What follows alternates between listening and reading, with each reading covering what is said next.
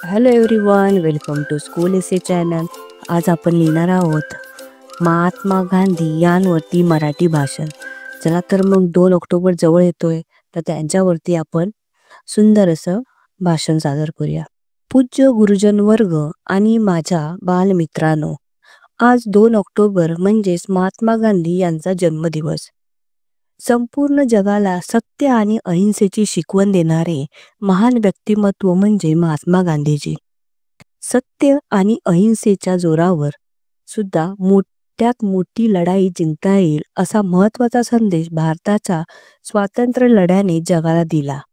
आणि अशा या संपूर्ण शांततापूर्वक आंदोलनाचे नेतृत्व करणारे नेते होते महात्मा गांधी.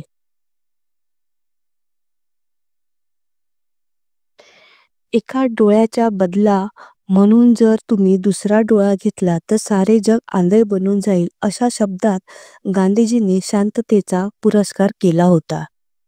त्यांचे पूर्ण नाव मोहनदास करमचंद गांधी असे होते.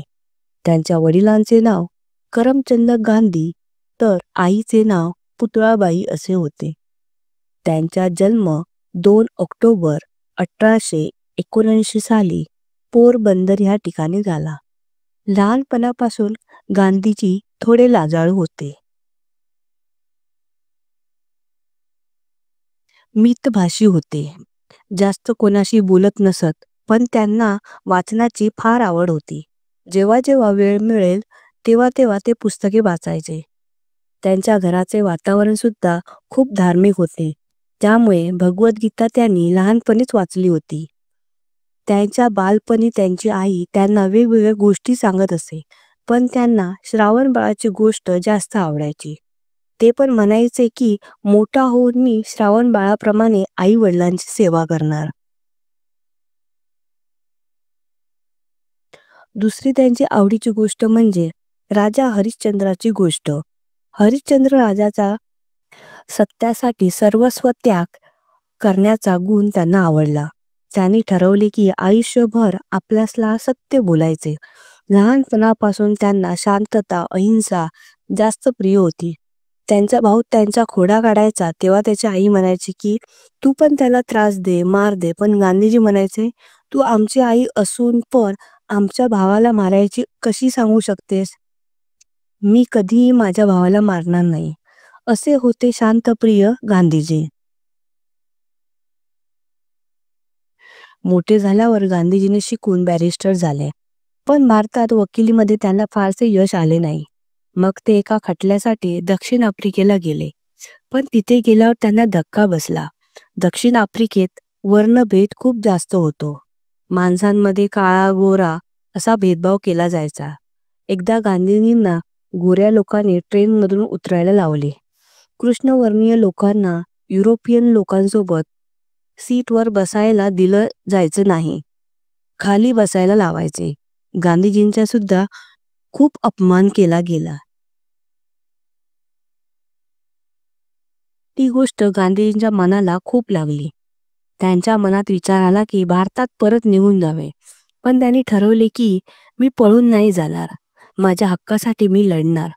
त्यांनी तिथल्या कृष्णवर्णीय लोकांसोबत घेऊन वर्णभेदाविरुद्ध शांततापूर्व आंदोलन केले.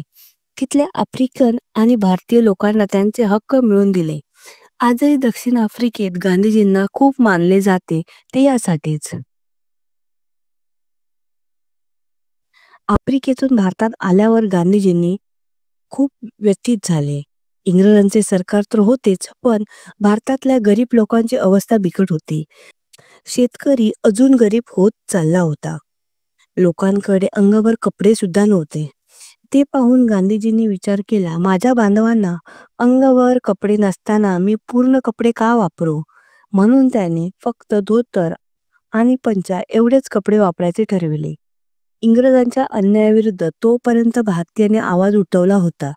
या स्वातंत्र्य लढ्याला लोकमान्य टिळक यांच्यानंतर महात्मा गांधी यांनी नेतृत्व दिले. पण गांधीजीचे आंदोलन हे अहिंसक मार्गाचे होते.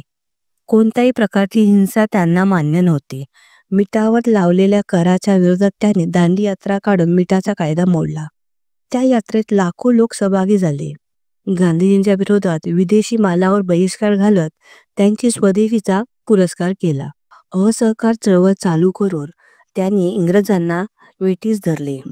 गांधीजींची लोकप्रियता एवढी वाढली की इंग्रजांनी गांधींना तुरुंगात टाकल्यावर कामगार, शेतकरी, मजूर सर्व लोक उपोषणाला बसले.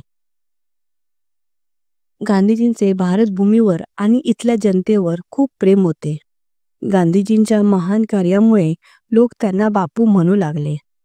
त्यांना महात्मा, राष्ट्रपिता अशा उपाध्या मिळू लागल्या. अहिंसा, सत्य आणि स्वच्छता या तत्वांवर त्यांचा खूप विश्वास होता. जगात तर तुम्हाला बदल घडवायचा असेल तर त्याची सुरुवात स्वतःपासून करा असा संदेश त्यांनी लोकांना दिला. अशा या महान नेत्याला माझे कोटी कोटी प्रणाम. जय हिंद, जय महाराष्ट्र. राष्ट्रपिता महात्मा गांधी मराठी भाषण व्हिडिओ आवडला असेल तर व्हिडिओला लाईक करा, शेअर करा आणि या चॅनलला सबस्क्राईब करा. थँक्यू.